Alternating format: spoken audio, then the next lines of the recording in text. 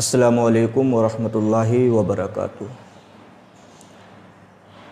दुरूद शरीफ पढ़ लीजिए। अस्सलातु वस्सलामु अलैका या रसूलल्लाह, अस्सलातु वस्सलामु अलैका या हबीबल्लाह, अस्सलातु वस्सलामु अलैका या नबीअल्लाह व अला आलिका व अस्हाबिका या नूरल्लाह सल्लल्लाहु तआला अलैहि वसल्लम। गुजारिश यही है कि वीडियो को पूरा देखने की कोशिश करें। आज मैं एक माँ का जो है दर्दनाक वाक़या लेकर हाजिर हुआ हूँ। बहुत ही दर्दनाक वाक़या है, आइए सुनते हैं। इस पर अमल करने की भी कोशिश करें। मैं उन माँ बाप से कहना चाहता हूँ ख़ासकर इस पर अमल ज़रूर करें। इस बात पर एक माँ का दर्दनाक वाक़या है कि उसका एक इकलौता बेटा था, एक ही बेटा था। बहुत ही नेक, परहेज़गार, मुत्तक़ी था, नमाज का पाबंद, शरीयत का पाबंद, रोज़े का पाबंद था। उसने तालीम हासिल की और तालीम हासिल करने के बाद में घर के काम काज में लग गया। माँ बाप का हाथ बटाने लगा, माँ बाप के साथ काम करने लगा। अब उसके माँ बाप उससे इतना खुश थे कि बेतहाशा खुश थे, उससे मोहब्बत किया करते थे। आपस में प्यार और मोहब्बत बहुत ज़्यादा था। कमा कर लेकर आता था, माँ बाप को दिया करता था। बहुत ही खुश रहा करते थे उसके माँ बाप उससे। जब एक वक्त ऐसा आया कि बाप जो था सोचो फ़िक्र में था। उसकी एक पुरानी इमारत थी, वो सोचने लगा कि इस पुरानी इमारत को गिरा कर नई इमारत बना ली जाए दोबारा से। तो बेटा क्या है, चंद दिन के बाद में उस पुरानी इमारत का जायज़ा लेने के लिए जाता है, मज़दूरों को साथ में लेकर। जैसे ही पहुंचा, मज़दूरों को साथ में लेकर वो जायज़ा ले रहा था, अल्लाह अकबर, अचानक एक दीवार गिरी और वो दीवार के नीचे दब गया और उसकी एक चीख निकली और हवा में गुम हो गई। अल्लाह! मज़दूरों ने जल्द अज जल्द मलबा हटाया और मलबे से निकालकर उसको अस्पताल पहुंचाया। उसकी हड्डियां टूट फूट कर रेज़ा रेज़ा हो चुकी थी, नशा का वक्त कारी हो चुका था।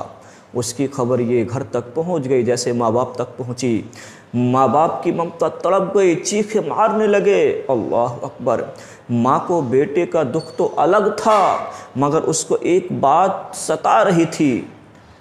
उसके साथ एक माजी की जो बात हुई थी वो सता रही थी बार बार। वो बात क्या हुई थी कि वो नौजवान बचपन का आलम था, नौ उम्र के आलम था।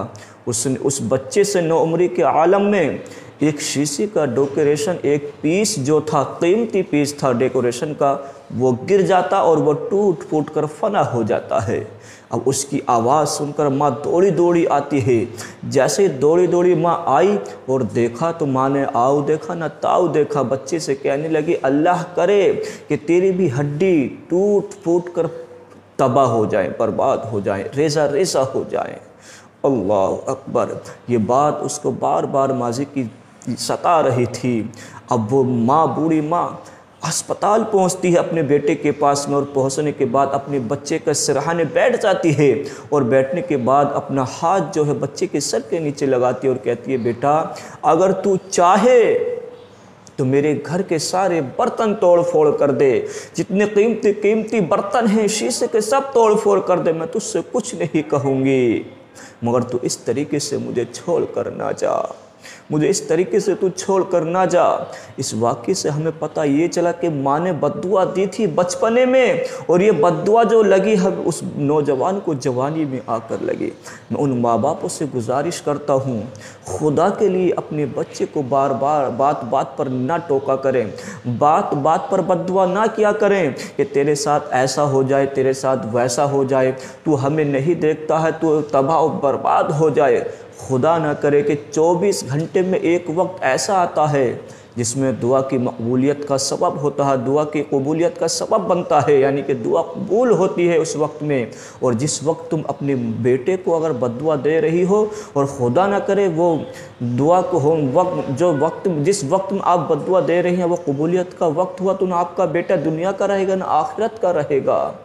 तो गुजारिश यही है कि अपने बच्चे को बात बात पर बद्दुआ ना दिया करें, अपने बच्चे को बात बात पर गालियाँ ना दिया करें, बल्कि उनके मुस्तक़बिल के लिए अच्छी अच्छी दुआएं दिया करें, अच्छी अच्छी दुआएं किया करें, ताकि उनकी दुनिया भी आबाद रहे और आखिरत भी आबाद रहे।